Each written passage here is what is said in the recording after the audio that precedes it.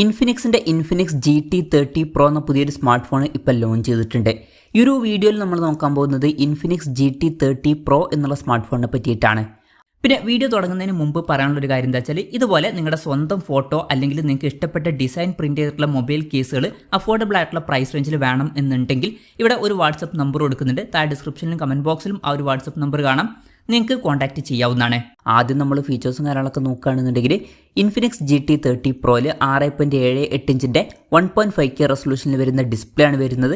AMOLED ഡിസ്പ്ലേക്ക് ഇതിൽ കൊടുത്തിട്ടുണ്ട്. ഇതിൽ ഫുൾ HD റെസൊല്യൂഷനേക്കാളും ബെറ്റർ ആയിട്ടുള്ള റെസൊല്യൂഷൻ വരുന്നുണ്ട്. പിന്നെ പഞ്ചോൾ ഡിസൈൻ കൊടുത്തിട്ടുണ്ട്. പഞ്ചോൾ വരുന്ന ടോപ്പ് സെൻറ്റർ ഭാഗത്തായിട്ടാണ്. 144 ഹെർട്സിൻ്റെ റിഫ്രഷ് റേറ്റ് ഒക്കെ ഇതിൽ സപ്പോർട്ട് ചെയ്യുന്നുണ്ട്. അതുപോലെ തന്നെ 2160 ഹെർട്സിൻ്റെ ഇൻസ്റ്റൻറ്റ് ടച്ച് സാമ്പിളിംഗ് റേറ്റ് എന്നുള്ള ഫീച്ചറും വരുന്നുണ്ട്. പീക്ക് ബ്രൈറ്റ്നസ് 1600 നിറ്റ്സ് ആണ് വരുന്നത്. പിന്നെ 2304 ഹെർട്സിൻ്റെ PWM ഡിമ്മിംഗ് എന്നുള്ള ഫീച്ചർ സപ്പോർട്ട് ചെയ്യുന്നുണ്ട്. ഗൊറില്ല ഗ്ലാസ് 7യുടെ പ്രൊട്ടക്ഷനൊക്കെ ഇതിൽ വരുന്നുണ്ട്. അപ്പോൾ ഡിസ്പ്ലേ ഫീച്ചേഴ്സ് മൊത്തത്തിൽ നോക്കുമ്പോൾ അത്യാവശ്യം നല്ല ഡിസ്പ്ലേ ഫീച്ചേഴ്സ് ഈ ഒരു സ്മാർട്ട് ഫോണിൽ വരുന്നുണ്ട് എന്ന് തന്നെ പറയാവുന്നതാണ്. പിന്നെ in display finger print sensor ഇതിൽ വരുന്നുണ്ട്. ഈ ഒരു ഫോണിൻ്റെ വെയിറ്റ് വരുന്നത് ഏകദേശം 190 ഗ്രാമാണ്. തിക്നെസ് വരുന്നത് 7.9 mm ആണ്. പിന്നെ IP64 റേറ്റിംഗ് ഒക്കെ ഇതിൽ സപ്പോർട്ട് ചെയ്യുന്നുണ്ട്. ഈ ഒരു ഫോണിൻ്റെ ബ്ലേഡ് വൈറ്റ്, അതുപോലെ തന്നെ ഡാർക്ക് ഫ്ലെയർ, പിന്നെ ഷാഡോ ആഷ് എന്നീ കളർ വേരിയൻസ് ആണ് ഇപ്പോൾ ലോഞ്ച് ചെയ്തിരിക്കുന്നത്. ഇനി പ്രോസസ്സറിൻ്റെ കാര്യം പറയുകയാണെന്നുണ്ടെങ്കിൽ MediaTek Dimensity 8350 എന്ന പ്രോസസ്സറാണ് ഈ ഫോണിൽ വരുന്നത്. ഈ ഒരു ഫോണിൻ്റെ വില ഏകദേശം 26,200 രൂപ പ്രൈസ് റേഞ്ചിലായിട്ടാണ് വരുന്നത്. ആ ഒരു പ്രൈസ് റേഞ്ചിൽ ഇത് ഏറ്റവും ബെസ്റ്റ് എന്ന് പറയാൻ പറ്റിയിട്ടില്ലെങ്കിലും അത്യാവശ്യം നല്ലൊരു പ്രോസസ്സർ തന്നെയാണ് ഇത്. ഈ ഒരു പ്രൈസ് റേഞ്ചിൽ അത്യാവശ്യം തിരക്കേടില്ലാത്ത നല്ലൊരു പ്രോസസ്സർ കൊടുത്തിട്ടുണ്ട് എന്ന് പറയാവുന്നതാണ്. പിന്നെ ഗെയിമിംഗ് ഫോക്കസ്ഡ് ആയിട്ടുള്ള ഒരു സ്മാർട്ട് ഫോണാണ്. അത്യാവശ്യം നല്ലൊരു പ്രോസസ്സർ തന്നെ വേണം. പിന്നെ PUBG ഒക്കെ കളിക്കുകയാണെന്നുണ്ടെങ്കിൽ 120 FPS സപ്പോർട്ടൊക്കെ ഇതിൽ വരുന്നുണ്ട്. പിന്നെ 5G സപ്പോർട്ടും കാര്യങ്ങളൊക്കെ ഇതിൽ കൊടുത്തിട്ടുണ്ട്. ഈ ഒരു ഫോണിൻ്റെ ബേസ് വേരിയൻറ്റിൽ 8GB റാമും 256GB ഇൻ്റർണലുമാണ് വരുന്നത്.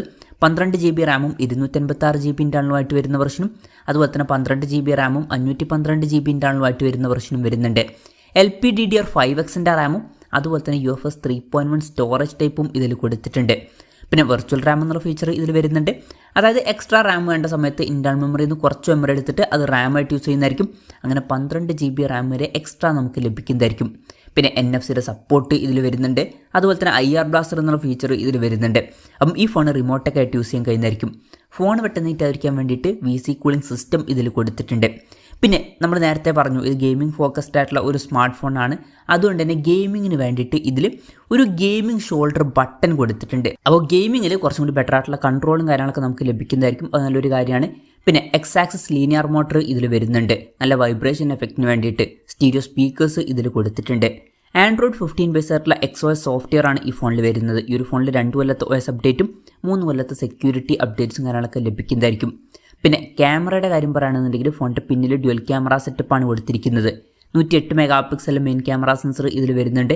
പിന്നെ 8 MP അൾട്രാ വൈഡ് ആംഗിൾ ലെൻസും കൊടുത്തിട്ടുണ്ട്. പിന്നെ ഫ്രണ്ടിൽ 13 MP സെൽഫി ക്യാമറയും വരുന്നുണ്ട്. അപ്പോൾ തിരക്കേടില്ലാത്ത ഓൺ പേപ്പർ ക്യാമറ സ്പെസിഫിക്കേഷൻ ഇതിൽ വരുന്നുണ്ട് എന്ന് പറയാവുന്നതാണ്. പക്ഷേ ഈ ഒരു ഫോൺ എന്ന് പറയുന്നത് അത്ര ക്യാമറ ഫോക്കസ്ഡ് ആയിട്ടുള്ള ഒരു ഡിവൈസ് ഒന്നുമല്ല. പിന്നെ ബാറ്ററിയുടെ കാര്യത്തിൽ 5500 mAh ബാറ്ററിയാണ് ഇതിൽ കൊടുത്തിരിക്കുന്നത്. 45 വാട്ടിൻ്റെ ഫാസ്റ്റ് ചാർജിങ് സപ്പോർട്ടാണ് വരുന്നത്. പിന്നെ 30 വാട്ടിൻ്റെ വയർലെസ് ചാർജിങ് സപ്പോർട്ടും വരുന്നുണ്ട്. അത് നല്ലൊരു കാര്യമാണ്. പിന്നെ Type C ചാർജിങ് പോർട്ടും ഇതിൽ കൊടുത്തിട്ടുണ്ട്. അപ്പം അത്യാവശ്യം നല്ലൊരു ബാറ്ററി സെറ്റപ്പ് ഇതിൽ വരുന്നുണ്ട് എന്ന് പറയാവുന്നതാണ്. പ്രത്യേകിച്ച് വയർലെസ് ചാർജിങ് സപ്പോർട്ട് എന്നുള്ളത് നല്ലൊരു കാര്യമാണ് ഈ ഒരു പ്രൈസ് റേഞ്ചിൽ. ഇതൊക്കെയാണ് ഫീച്ചേഴ്സിനെ പറ്റി പറയാനുള്ള കാര്യങ്ങൾ. പിന്നെ ഈ ഒരു സ്മാർട്ട് ഫോൺ ഇപ്പം ഇന്ത്യൻ മാർക്കറ്റിൽ ലോഞ്ച് ചെയ്തിട്ടില്ല. ഇപ്പം മലേഷ്യയിലൊക്കെയാണ് ഈ സ്മാർട്ട് ഫോൺ ലോഞ്ച് ചെയ്തിരിക്കുന്നത്. മലേഷ്യയിൽ ഈ സ്മാർട്ട് ഫോൺ ലോഞ്ച് ചെയ്തിരിക്കുന്നത് ഏകദേശം 26,200 രൂപ പ്രൈസ് റേഞ്ചിലായിട്ടാണ്. ആ ഒരു പ്രൈസ് റേഞ്ചിൽ ഈ പറഞ്ഞിട്ടുള്ള ഫീച്ചേഴ്സ് എങ്ങനെയുണ്ടെന്ന് വെച്ചാൽ അത്യാവശ്യം നല്ലൊരു പ്രോസസ്സർ വരുന്നുണ്ട്. പിന്നെ നല്ല ഡിസ്പ്ലേ ഫീച്ചേഴ്സ് കൊടുത്തിട്ടുണ്ട്. നല്ല ബാറ്ററി സെറ്റപ്പും വരുന്നുണ്ട്.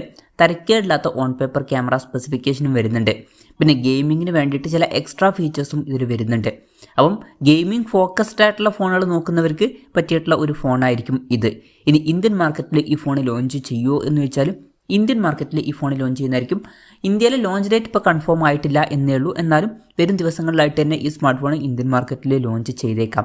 ഇന്ത്യൻ മാർക്കറ്റിലെ ഈ ഒരു സ്മാർട്ട് ഫോൺ നമുക്ക് ഒരു 23,000 to 25,000 രൂപ പ്രൈസ് റേഞ്ചിലായിട്ട് എക്സ്പെക്ട് ചെയ്യാവുന്നതാണ്. കൺഫർമേഷൻസ് ഒന്നുമില്ല, ജസ്റ്റ് നമ്മുടെ എക്സ്പെക്ടേഷൻ പറഞ്ഞു എന്നേ ഉള്ളൂ. എന്തായാലും ഇൻഫിനിക്സിൻ്റെ GT30 Pro 5G എന്ന പുതിയൊരു സ്മാർട്ട് ഫോൺ ഇപ്പോൾ ലോഞ്ച് ചെയ്തിട്ടുണ്ട്. ഈ ഒരു ഫോണിനെ പറ്റിയിട്ടുള്ള നിങ്ങളുടെ അഭിപ്രായം ജസ്റ്റ് ഒന്ന് കമൻറ്റ് ചെയ്യുക. അതുപോലെ തന്നെ ഈ ഒരു സ്മാർട്ട് ഫോൺ ഇന്ത്യൻ മാർക്കറ്റിൽ നിങ്ങൾ ഏത് പ്രൈസിങ്ങിലാണ് എക്സ്പെക്ട് ചെയ്യുന്നത് എന്നുള്ള കാര്യം കൂടി ജസ്റ്റ് ഒന്ന് കമൻറ്റ് ചെയ്യുക.